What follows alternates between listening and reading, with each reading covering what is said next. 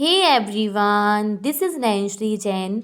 आज हमारी आर्टिकल की सेकंड क्लास है।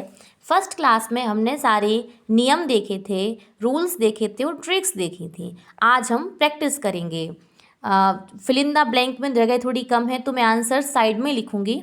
So let's begin. फर्स्ट है he look as stupid as blank owl. जो ब्लैंक है उसके जो पहला वर्ड है उसका लेटर है वो क्या है? लेटर क्या है? ओ है। क्या है? ओ है। तो अगर ओ है तो ओ क्या है? इंग्लिश में स्वर है। और हिंदी में भी अगर आउल लिखें तो आउल का पहला वर्ड होगा, लेटर होगा आ, तो वो क्या होगा? स्वर होगा। इसलिए यहाँ पर क्या आएगा? एन आएगा। क्या आएगा? एन आएगा।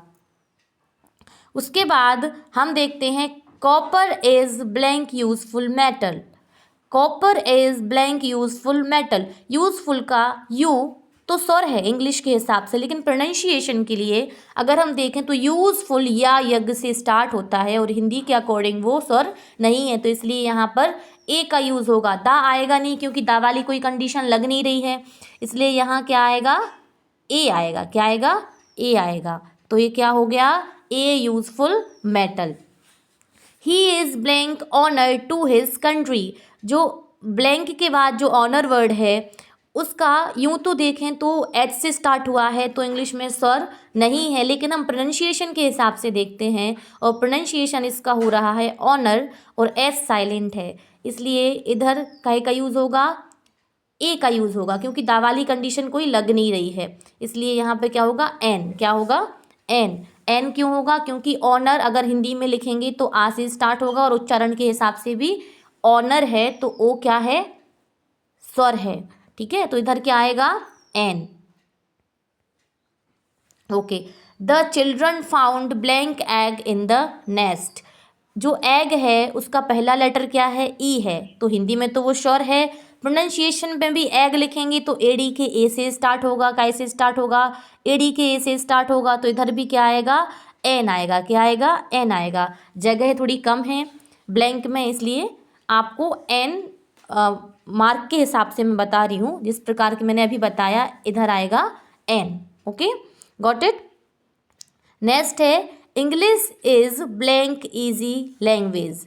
English is blank easy language. तो इजी है, जो पहला इजी का लेटर है वो क्या है? ई है, और इजी अगर पढ़ें तो ई इमली से स्टार्ट होगा, तो इस हिसाब से इसमें दोनों ही कंडीशन में स्वर है, इसलिए इधर क्या आएगा? एन ही आएगा। क्या आएगा? एन ही आएगा। उसके बाद Rita is blank most active girl.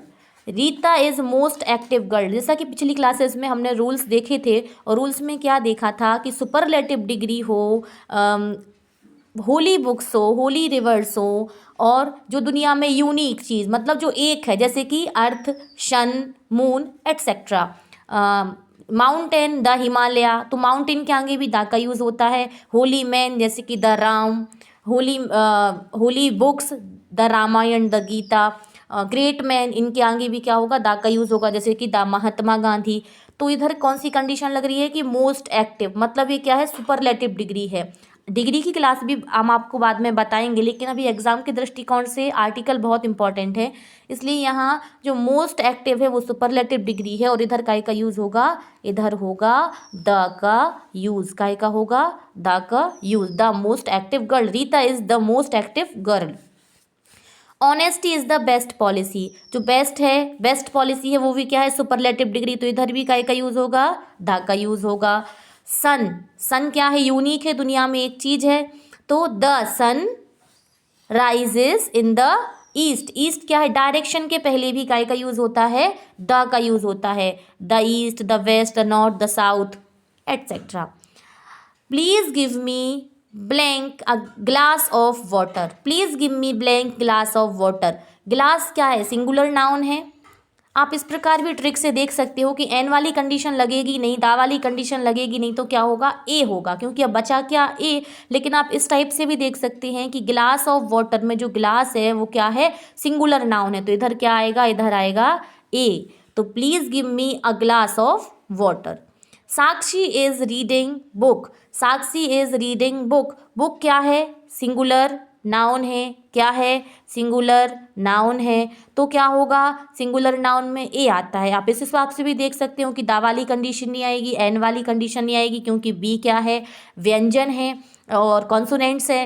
Hindi में भी वाह क्या है, व्यंजन है, तो इधर क्या आएगा, ए आएगा। क्या आएगा, ए आएगा, क्योंकि दा वाली कंडीशन भी नहीं लग रही है। आई थिंक आप अच्छे से समझ गए होंगे। यदि आपने पिछली क्लास नहीं देखी है तो प्लीज़ जाके देखिए। आर्टिकल की वो फर्स्ट क्लास थी, ये सेकंड है। पिछली क्लास में सारे रूल्स समझाए हुए हैं, सारी ट्रिक्स बताई हुई हैं। सेकंड क्लास में प्रैक्टिस कराई हुई है। दोनों ही क्लास अगर आप अच्छे से लेंगे तो आप अच्छे से आर्टिकल्स को समझ पाएंगे। Thank you for watching.